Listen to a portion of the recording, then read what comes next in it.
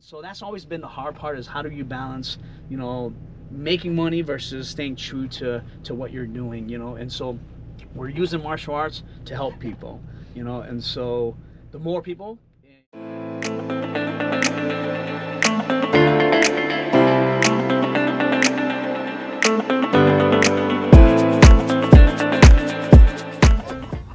Welcome to the Small Towns Big People podcast. My name is Joe and I'm here with Kyle in this sweet ride limo, ready to talk business, life, and anything else that comes up. We're going around the Midwest looking for small town people who are doing great things. We hope listening to these guests will encourage, inspire, and motivate you to do something great within your town. Hope you enjoy our next guest. All right, welcome back, guys. We're here for another interview show. We've got La and Shirley with Rising Son. They're a martial arts school here in Wausau, Wisconsin, and I'll let you guys introduce yourselves. Tell us a little bit about the school, how you got started, what you're doing there, all that kind of stuff. Sure. You want to go first? No, go ahead. All right. Well, I'm Latau, and this is my wife Shirley, and we are the owners of Rising Son MMA. We've been open since January 2009, and so it was actually before that. It was just more of a vision of wanting to teach martial arts.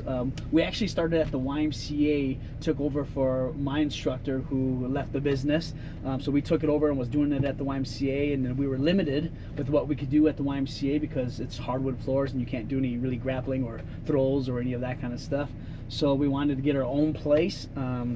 And we also talked to our pastor. We're like, hey, can we use martial arts as a tool to do missions and to reach people and to preach? And they're like, he's like, yeah, go for it. People use all kinds of ways to teach about Christ. And we're like, okay, that's cool. Let's do it. And so it's been a challenge because you get a lot of people who ask, why do you teach martial arts and people how to fight, and you also teach them about Christianity? Like, isn't that like contradicting?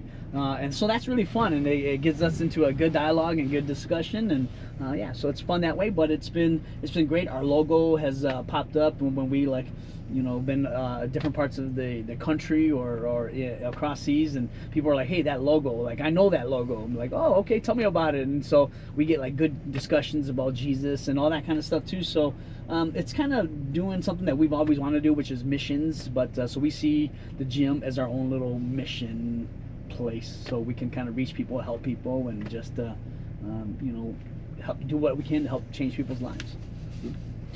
So that's interesting. 09, huh? 09. Because I started buying rentals in 09. Oh, nice. That was the first time I did any of that. Okay. And I had a martial arts school, and I feel like it was around almost the same time. Yeah, you had a school. We had some. We had Yeah. some Buffalo Wild Wings too. Yeah. Yeah. So way And back I when. swear, like, I thought you guys had been around a lot longer than that, but you had just started then. We started this place Here, 09, yeah. but we've been training at like the high Oh, schools okay. and all that kind of stuff. You'd been around Yeah, doing we've been around that doing a lot. before. Yeah, and the 09. YMCA, we've been around We since started at the 2000. Oh, okay. Yeah. There you go. So That we've makes been more doing sense. that. Yeah, so we've ran our Yeah. own studio out of Got it. the YMCA for since 2000, 2001. Okay. Yeah. Okay, and before that, a little bit background into what you and fighting, and like what you used to be a fighter. Yep. Right? And so tell me more about that. Yeah. Used to be a fighter. Now I just fight at the buffet, right? So that's when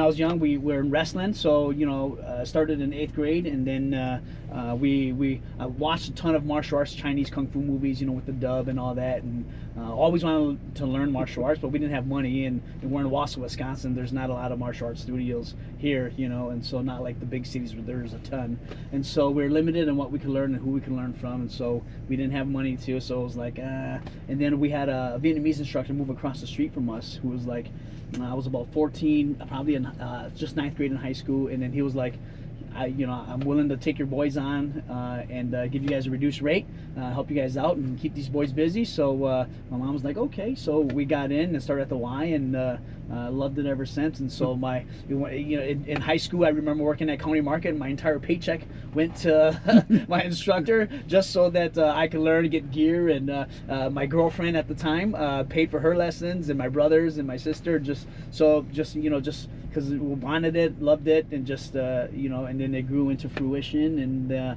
didn't know I was gonna be running a school as a young black belt, but then that happened, and so that just started to change. But as a fighter, I did Taekwondo also in high school, and I wrestled varsity in wrestling, so did all that kind of stuff. And then I heard that was when MMA and UFC started to get big in the late 90s. It started in the early 90s, but I was like, is that fake? Is that like WWE stuff? Because we didn't really see it. You know, we're a small town, so it's fake, right? And then they actually were having some matches up here in Curtis and up in northern Wausau, and we're like, whoa, this is real. These guys are really like hitting each other. And I was like, I want to do that. I want to know if I got what it really takes to fight. You know, I fought like rednecks in high school, stuff like that, and that's why I took martial arts, because they were racist, and I'm like, get off my back, or get off the backs of people that just came to this country. So I got in some of those fights, but that's not the same. That's fighting for something else. But I wanted to fight a trained dude and see if I could hold my own. There's my Taekwondo background mixed with wrestling, mixed with my other funky stuff that I've been studying and learning. Can it work? And then it's been a dream ever since. So it worked, and fighting, and fought some amateur fights and fought a couple pro fights. The biggest fight was out in Denver for a title, and flew us out in a limousine, not as big as this one, but they flew us out to Colorado in a limousine, put us in a nice luxury king suite hotel, trying to like brown nose us. We're fighting the hometown favorite guy, so it's its own story, but it's a fun story too. But ended up coming home with the title and beating the boys, so it was good. Yeah. So then we opened up this place too, right around the same time, so trying to run a gym, Around 09? That's when you were fighting in 09. I think my last one was 07. 07. Yep. Okay. So then I was finishing up my master's degree for school because I was a teacher. Just got done fighting at a high pro level. Starting up the gym. We bought it in 2008, and we're doing some renovations, things like that. So we fixed it for a year. So just busy doing all that kind of stuff. And I'm thinking, all right, I'm going to train people to help me to get better, so I can go fight more. And then once you start coaching, and I was already coaching like high school wrestling and all that, once like as a coach, you have to really invest in your athletes. Like they're putting all the work physically, mentally. You got to be ready on your game strategy and make sure they're on par. So I couldn't train myself at the level I wanted to and still be true coaching to them. It's either I got to be about myself or I got to be about them. Like, and I got a family. I got 2 daughters that are just growing up too. So there's so many different factors, and I'm like, part of me was like pride, like I still want to fight. I still want to prove myself, and a part of me was like, what do I got to prove to anybody? Like, I know what I can do. I've done what I wanted to do. I can fight. Like, so what's the big deal? And so I didn't really care about being famous anymore. It's still nice to think about, but knowing what I know and just being able to change lives, that became, now it's fun to just see people grow and change and change their lives. And yeah, as they're always there, as a fighter, you're always like, man, I wish it. But at the same time, I'm like, man, when we look at all the lives that we've touched and changed, it's worth it. So. Well, I mean, if you want to say you're famous or not, like everybody I know that I say, hey, La, you know La? Yeah, I know La. Yeah, everybody, yeah. Everybody. Yeah. Doesn't matter where you're at, they all know La. Yeah. So you could say you're famous. Well, in a small town, everybody's famous. Everybody knows everybody. No, not everybody knows me. I'm pretty sure that not many people do. Yeah. That's excellent. I like that. I would prefer that thing. Yeah. Yeah. But you get stuck in that hey, I want to be known as a great fighter kind of thing, and it's like it's more about pride and all that kind of stuff. In the end, it's like it's not even a big deal, So I gotta, in a sense, mature for myself too and learn that, in the end, that's not what it's all about. So. Yeah. Okay, Shirley, what about you? We kind of took that, and he ran with it. That's okay. It's not all about law. Right? We want to know. We're talking business here. Fighting. No, I know. But now we got to talk to the real person behind the business. Oh, exactly. No. It takes a team, that's for sure. So I started training Taekwondo when I was 14. Just a couple years after he started. He was like, hey, I started this Taekwondo thing, it's fun, you want to come? And it started out as just hanging out together. That's the only time my parents would allow us to hang out, so we started hanging out that way. Learned to love it, and so we just continued doing it until we opened up the gym. I mean, once we started our family is when I kind of stopped, and then once the girls got old enough to start competing and training, I think at age 4, 3 or 4, and then they started training, and so I was like, well, competition's out now, so it's just getting the girls ready, getting them suited up for training and competitions if that was something that they wanted to do, and Mhm. so stepped out of competition and just started coaching after that. So you've mentioned a couple times about like a mission and a kind of a mission field, all that kind of stuff, but it's also a business, and I personally struggle with the whole blending those two together. So talk to me about like how does that work? Sure. Well, as we know, a business is out to make profit. It's got to survive, right? Most businesses are trying to make a profit so they can survive. If you talk business with us, we are the worst business people. So you can just turn off the podcast now and move on. yeah. But we've been around. We've been around since 2009, and so. So that alone it's working, means it's surviving. something, right? Yeah, If you've been around since 2009. Yeah. You're not failing. A bad business person has failed every business he's started since 2009. Yeah, we haven't claimed bankruptcy or There anything you like go. that. We're able to pay the bills. The gym's getting paid off, and so we're finally. So the first 10 years, we did not cut ourselves a paycheck. We volunteered for the first 10 years. Just because we were learning business, we were trying to understand how to do this. We also wanted to use it to change people and help people. But you got to eat too. Like you can't just do things for free. The bank doesn't give you a house for free. Like you got to pay the bills, but you got to make a living. So that's where teaching kind of helped, with those costs. So we were kind of able to, and so, but it was like, what, we're putting a lot of work. Let's also be able to get something for our time that we're putting in, and so so we started transitioning. We had low rates, like it was like $50-$60 for a month. And now we're about 100 to 150, right? And so we wanted to keep it low cost, but yet at the same time be able to allow people to afford it.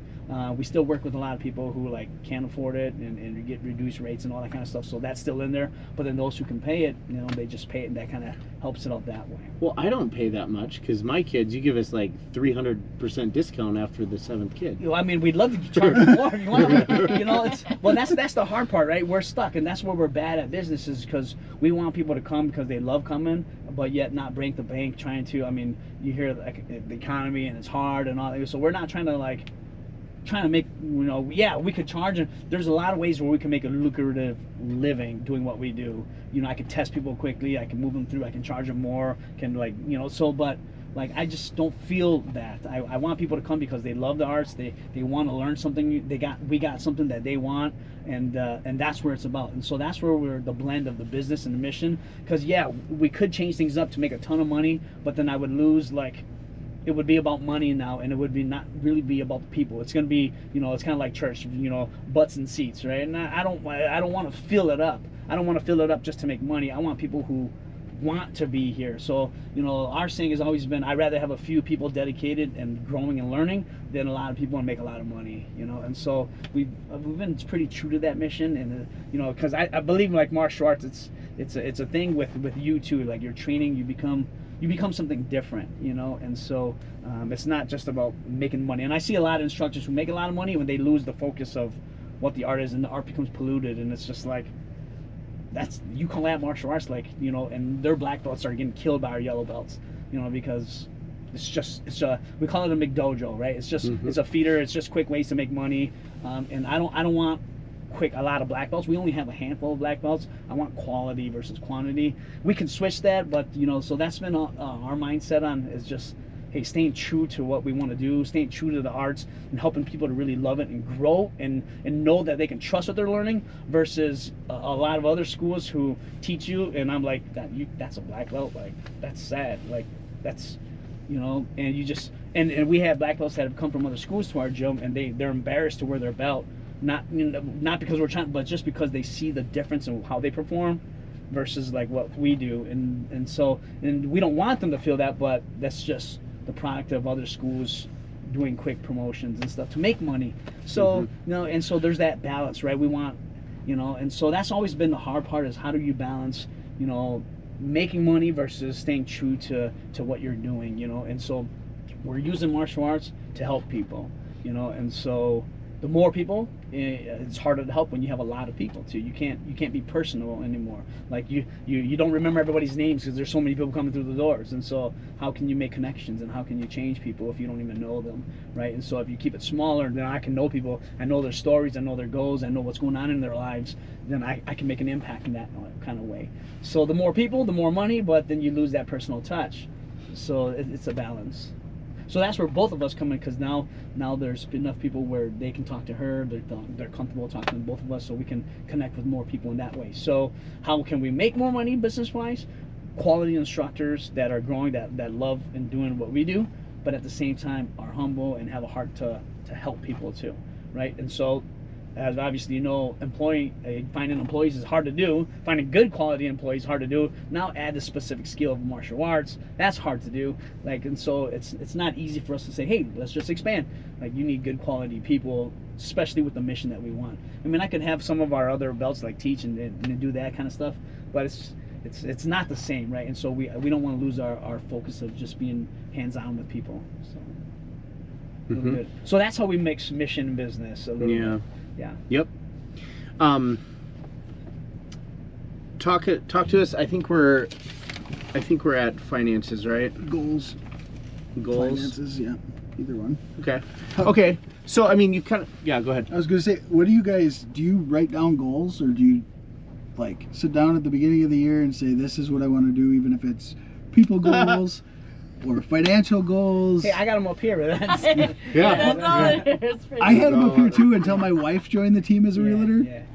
And then when our goals became separate, yeah, it got really hard. So we've had to write them down, and he's harped on me for a year and a half to write them down. Yeah, it's funny. We harp on people to write those down too. And so, as a business, I think you get stuck in your routine, and it's just we have small goals of helping people, but not larger goals. And for us, I think I don't know, we haven't written down our goals, but we kind of know the direction. We want to get a bigger building, right, so that we can start to try to provide more services in that kind of way.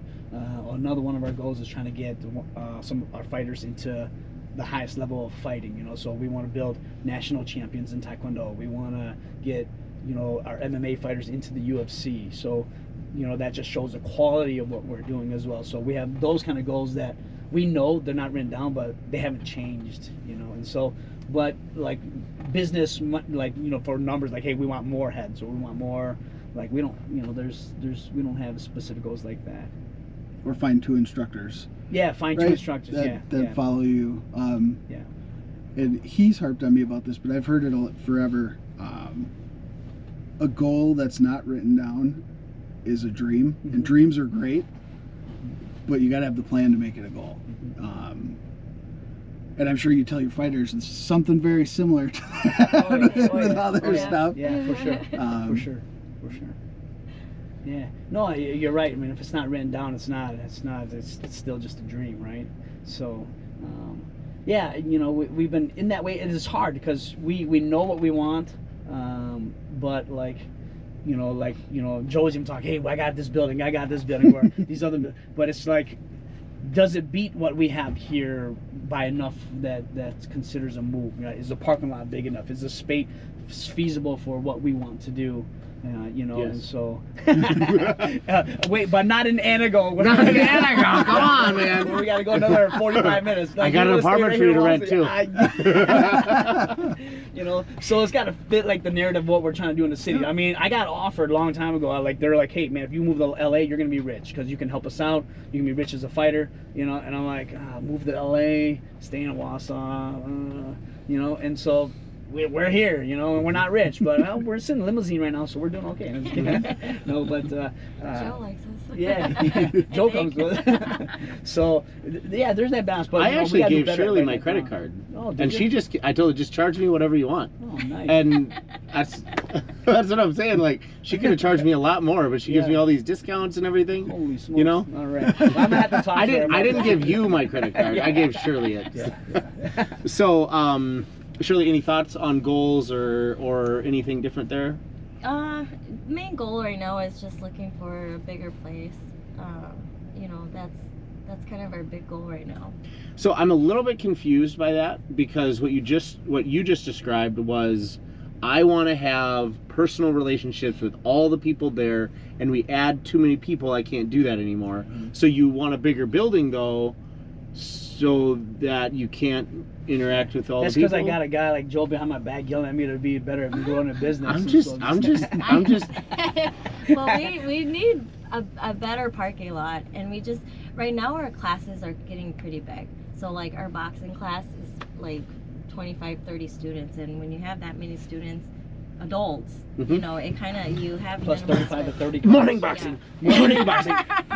You know, so space is limited now, and we did last year get to a point like, hey, do we put a limit on the size of our classes? You know, and so that was a thought, but we're like, we'll kind of just play it and see how it goes. And it's worked out so far, and we've made it work so far, but it's kind of, you know, like if we're growing, we need a little bit more space just so that we can do more trainings. And you know, we do have some really awesome instructors, you know, Kyle and Scott that's been helping out, Michael too. And you know, a lot of times we can't have classes like, because a lot of times you have kids jiu-jitsu and taekwondo, and we could have those two classes running at the same time because not a lot of kids will do both. And so to have simultaneous classes, you know, that would definitely help. And that's where the bigger space would come in handy, is to be able to have multiple classes at the same time instead of just one class at a time. I get it. I understand that. I find it a little bit hard to understand the dichotomy in the two goals. Like I understand the growth, but you've also got this other goal of knowing everyone. Well, and not just us knowing, like our other instructors, we would encourage them to know their students and, you know, get to know them that way, so that at least one of us will always know like the students that are there. So that helps, and not, we don't have to know. It's like a community. I want to know everybody, but like I want the community itself. It's almost like a church. The community is there to help each other out too. I want there to be relationships, and there are a lot of good relationships where the people are now like have families that are hanging out, watching fights together, doing, whereas before they didn't have that. And so there's a lot of community that's happening within the gym in itself, and those are connections that are golden, right? And so families hanging out extra and doing extra things together, and just so those things are happening, and they're organic. We're not like trying to make it happen, but people. And so whereas people didn't have people before, now you know, like, hey, you got people that love to have you over and play board games or go and hang out or just let's watch some fights together. So you know, and so those connections are powerful too. And I'm not at those. I feel like, you know, I have to also have a boundary between being a coach and your friend, right? Because there's that balance. Because if I'm your friend, then it's harder for you to see me as a coach, you know. So there's a little bit of balance there. But at the same time, they know that if they need anything, I'm there.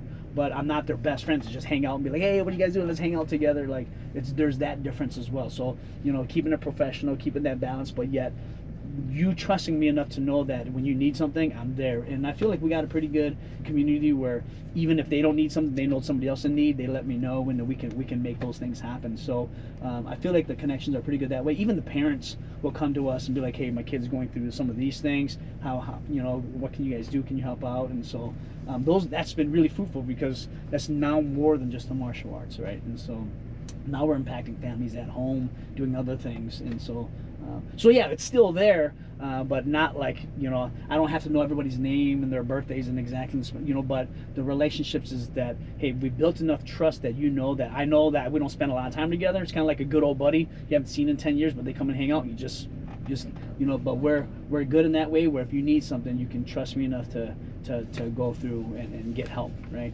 And so because, you know, in the end, you can't be buddies with everybody. That's you know, you would run yourself, you wouldn't be able to do that, right? Or you wouldn't have a family left. So there's that balance in that. But bless you. But as long as, you know, we can make, as long as we know each other, and we build that trust where, hey, you're trusting us to help you, and in your progress, and if you need anything, know that you can, you know, trust us to help you out. And, yeah. So that's what we want, right? Yep. How do you guys run finances? How do you make sure that you're paying all the bills? Who's doing that? What software do you use? Shirley's smiling pretty big. Shirley hasn't paid a bill in 10 weeks. I don't know. We pay the bills. You gotta pay the bills today. Yeah, I have to pay the bills today. I usually do that. we bought QuickBooks and thought we were going to use QuickBooks, but I've just been using Excel. Good.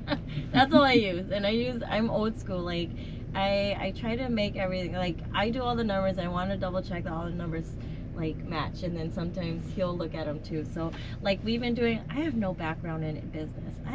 Sometimes I'm like, what am I doing? Like, I don't even know what I'm doing, but it's been working out for the last we're pretty frugal years. people too, though. Like our home, and we don't make a lot of money, but we get to enjoy almost anything we want to do. So it's not like you come to our house and our walls are kind of bare. They just got kids paintings and stuff like that, but there's not super decorative. We don't probably the biggest splurge is like a gun collection or something, but it's not like we don't buy a bunch of junk and just do stuff. And so we're pretty frugal in that kind of way, where so like budget wise we kind of know like, hey, we got benchmarks that we got to hit on my studio. So we got a software when people are paying, like we have benchmarks that, hey, we know we got to make this to make sure we cover our bills. We know we got a budget, hey, we have this much for expenses. What was the software you're using to do that? My Studio. My Studio. Is Yeah. that what we That's where you touch check on? in with. Yeah. We like it. It's pretty good. Can it be better? Yeah, but it's what we got. It does what Yeah, we need. it does what we need it to do. Yeah. So it works, and so that's been helpful, and just to be able to do like automatic payments and all that kind of stuff. It's changed a ton for us, because she used to have to do hands-on like with every Taking single person, payments. and so with this it makes it a lot. People at first were like, we don't want to do it, but now it's just like, hey, just take care of it. And now, so now the opposite issues are now is like, people want to cancel, they got to call you to cancel. Well, if they're not responsible, they don't call you and they get charged. And now they're like, oh, I've been getting charged for 4 months and you guys have been charging me and I haven't been coming. Well, like, you got to let us know. We don't know, and so that's been a couple issues here and there. But, other than that, it's been, and that has helped us to now be able to pay ourselves. So we made that transition during COVID. And so that's so during COVID it was probably our strongest years, as weird as that sounds.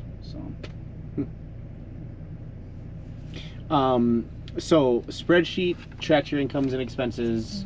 You use an accountant for your taxes and doing all those kind of things. Yep.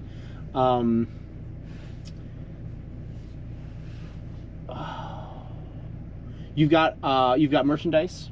Yep. And so how do you go about deciding what merchandise you're getting? What are you selling? Where is that? Who's running that? We kind of both do. Kind of depends on what students are interested in. We always carry hoodies and like polyester tees, just so that kids can work out, students can work out in comfortably.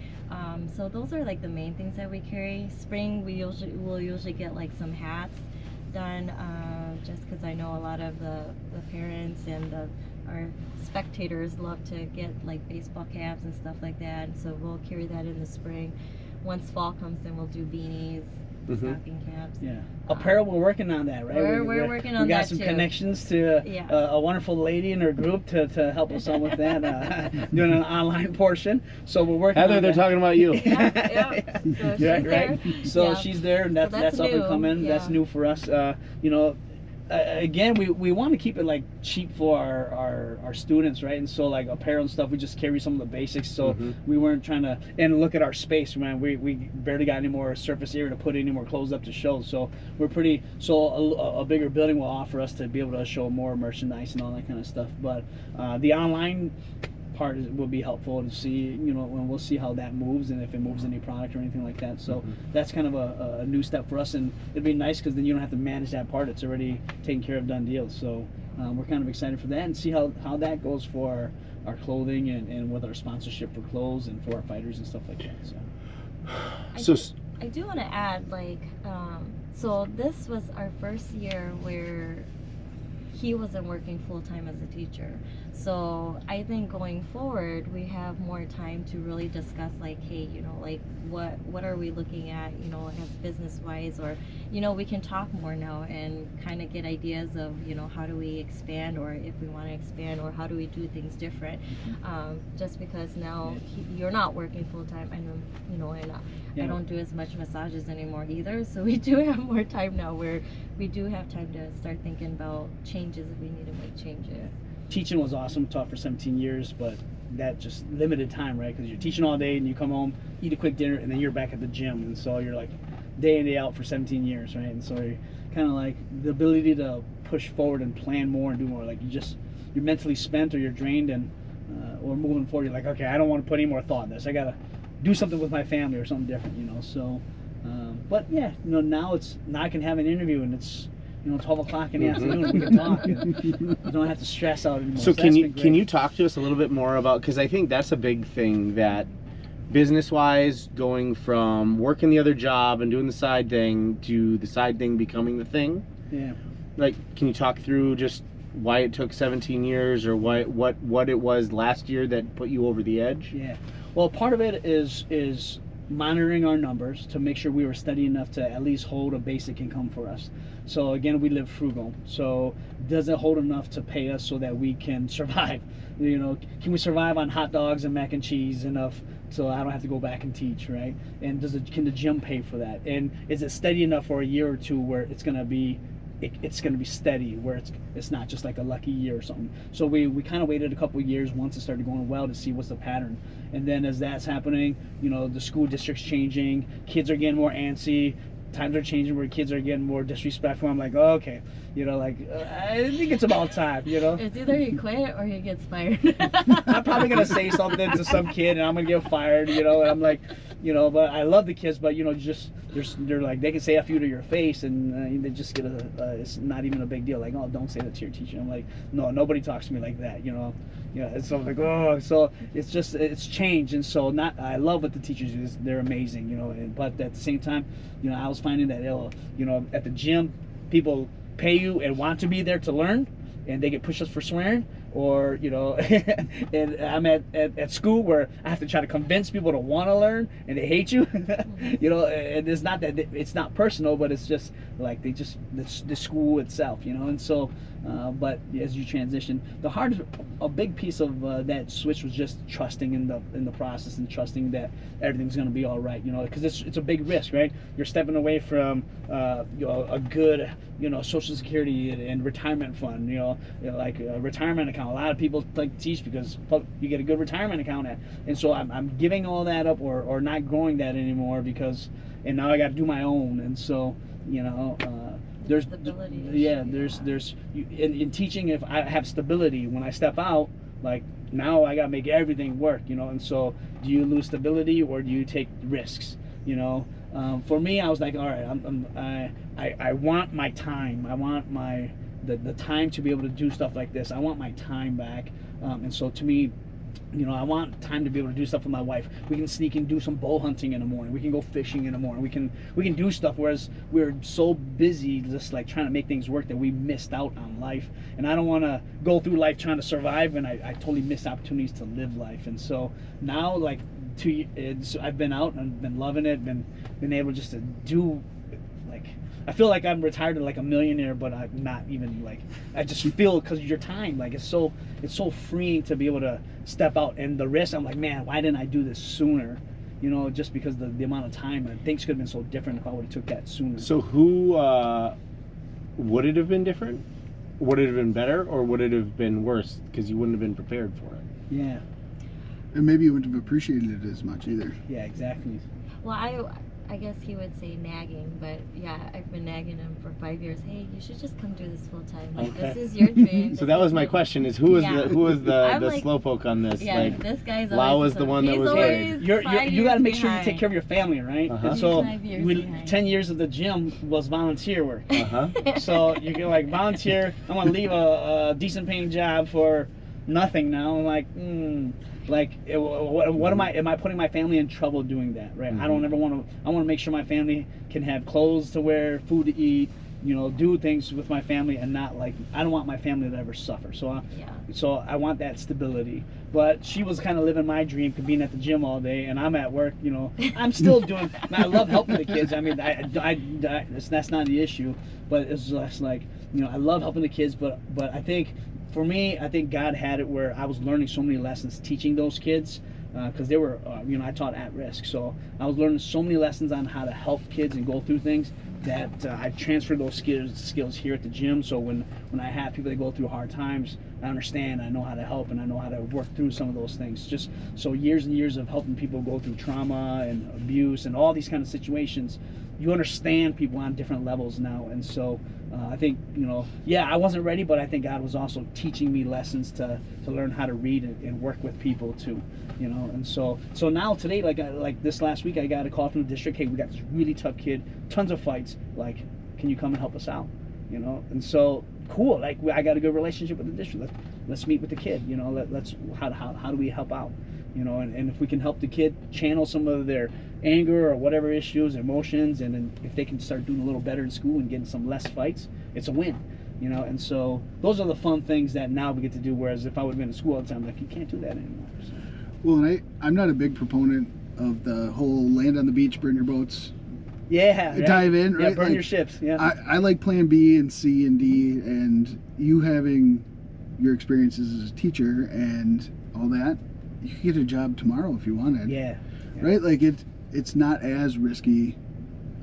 For sure. Holding on to that and not burning those bridges, and being able to go back to the I school left on too. good terms, right? Yeah. It was kind of funny because when I left, there was a couple principals that reached out, but like, hey, we want you to work for us over here. I'm like, no, like, I'm leaving my job. Like, I want to try this. They're like, no, we got jobs for you already. I'm like, like, the temptation was like, oh, I could get paid even more and go where, like, no, like, I want to.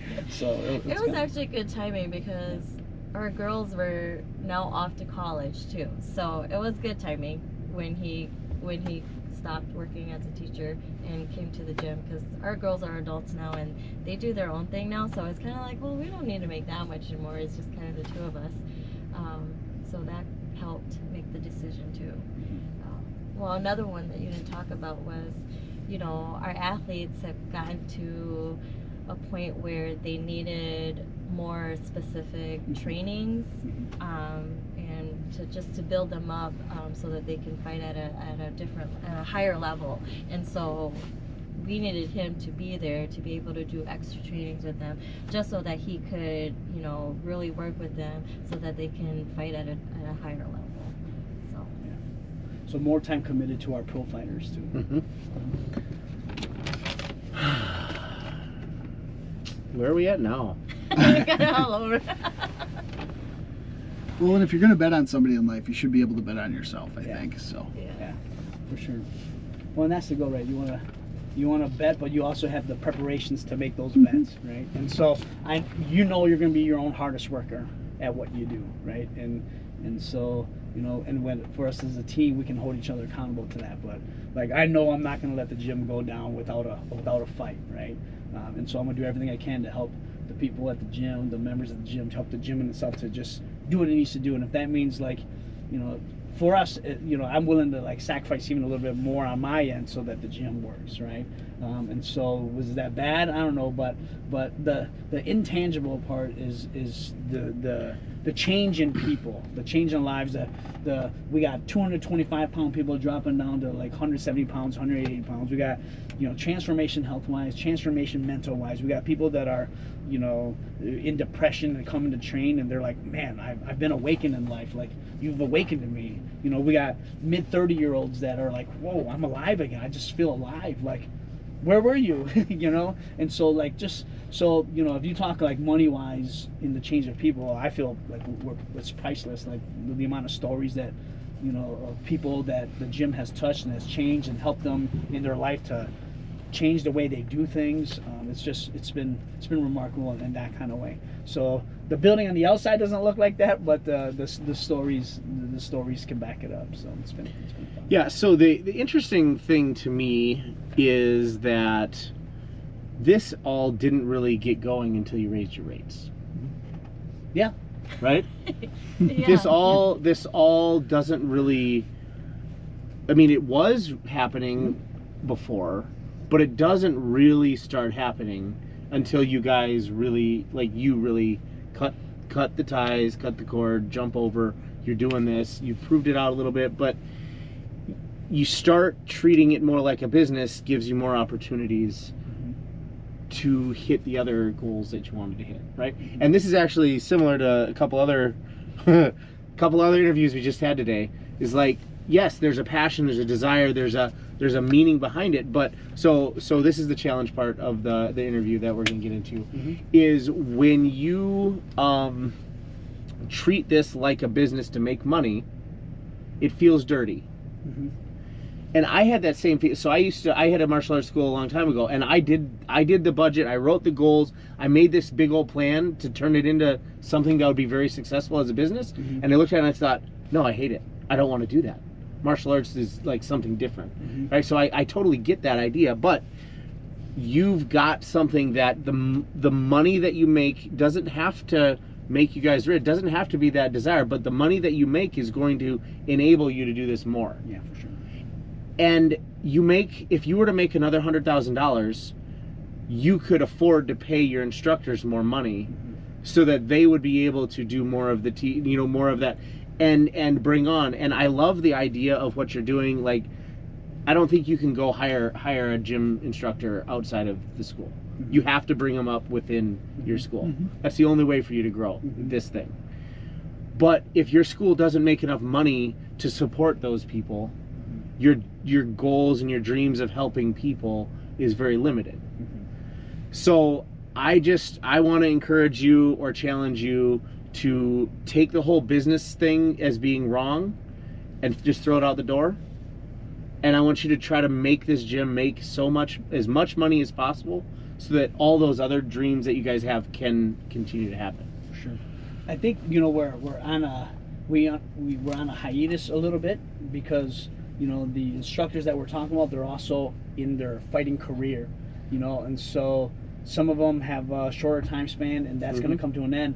But they've also given so much to the art and for us here at the gym that I do want them to be able to make a living doing what they do and doing what they love, if they want to, right? And so, part of it is I can't push them into the business realm and make them teach more classes if they're going to be still. You can't push them to do any of that. Yeah. But you can set it up so it's ready for them to walk into it. Sure. You can set it up so that you've got enough that, you know what, set the other gym up in Anago too. You got another one there, and another one over in this area, and then you can hit this bigger demographic of people, build more opportunity, have more fighters that can maybe forget UFC, just have Wisconsin's LAFC, whatever you want to call it. Well, and the cool part is it'd be your influence, your vision, and your purpose that you're spreading through tons of people. It's exponentially more than you think it'll be too. Sure. It's crazy. It's important that you don't, you've got that I want this to be, and that's a great standard to set, but that isn't mutually exclusive. Sure. Growth of the business is not mutually exclusive with you still keeping your goals and your morals and the things that you want to help people. It actually, doing the business right, enables you to help more people. Sure.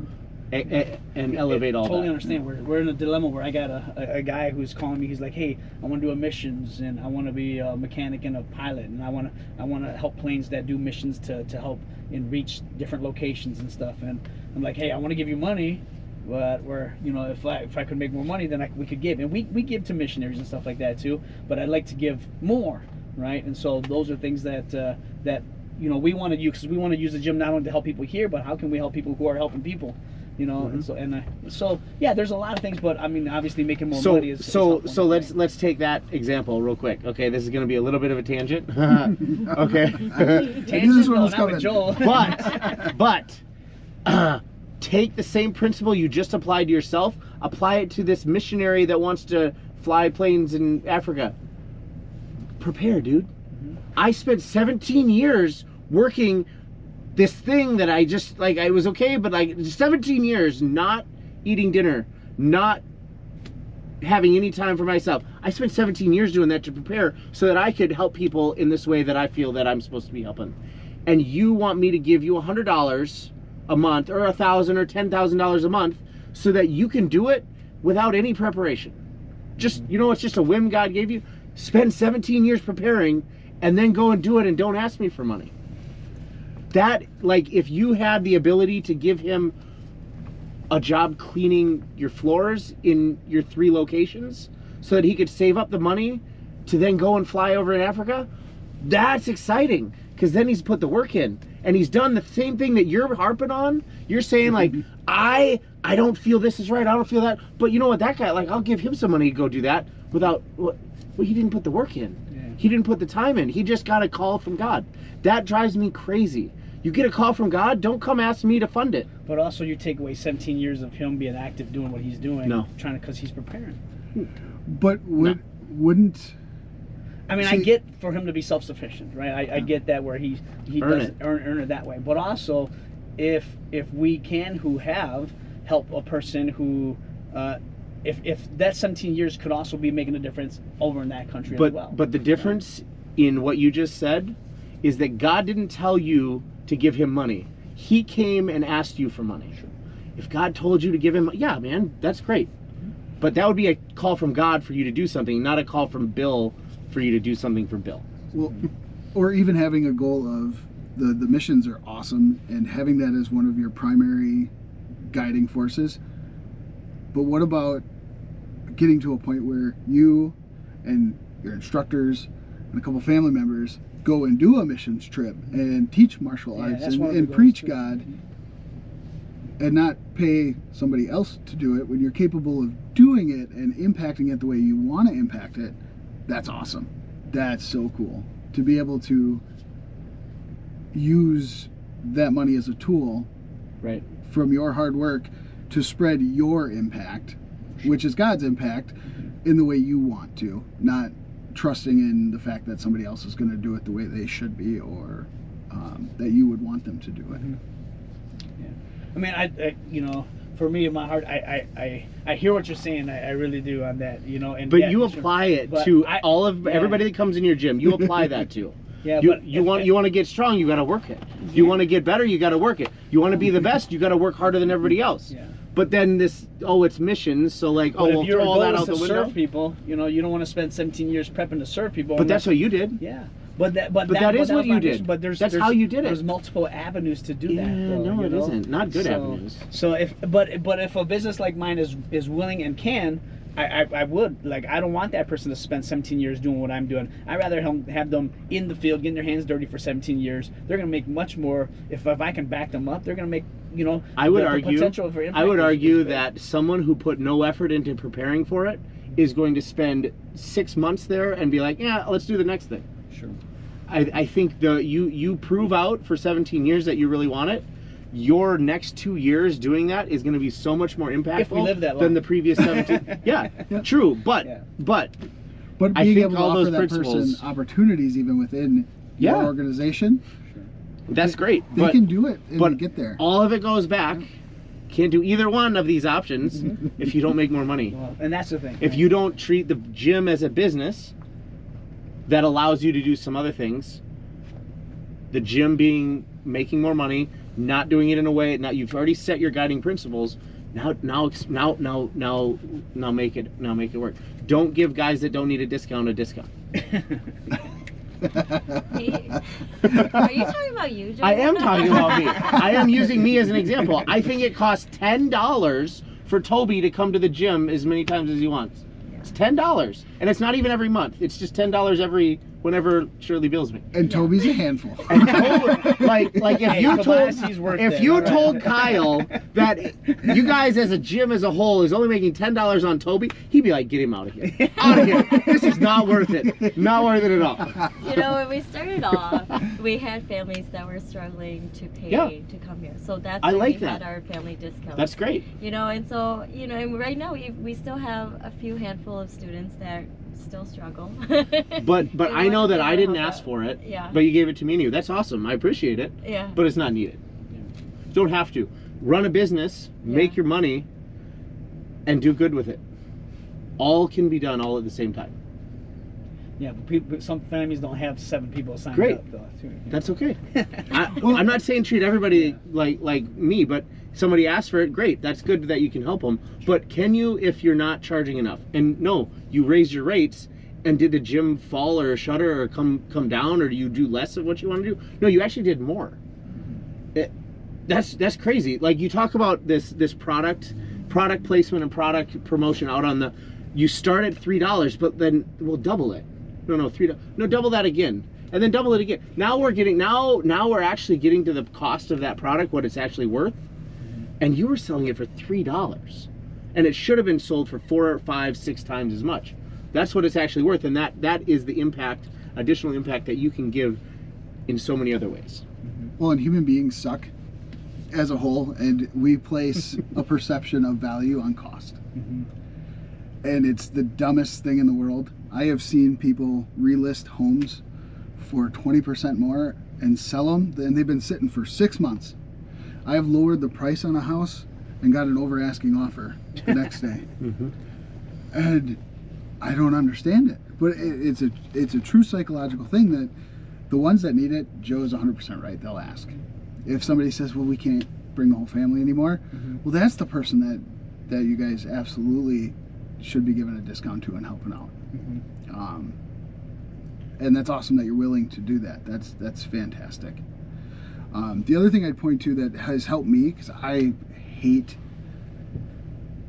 budgets, I hate numbers of dollars. I didn't care what I focused on how many millions of dollars in real estate I could sell, but I didn't focus on what the commission was. I didn't focus on the efficiencies I could gain within my business until I realized it was the scorecard at the end of the year.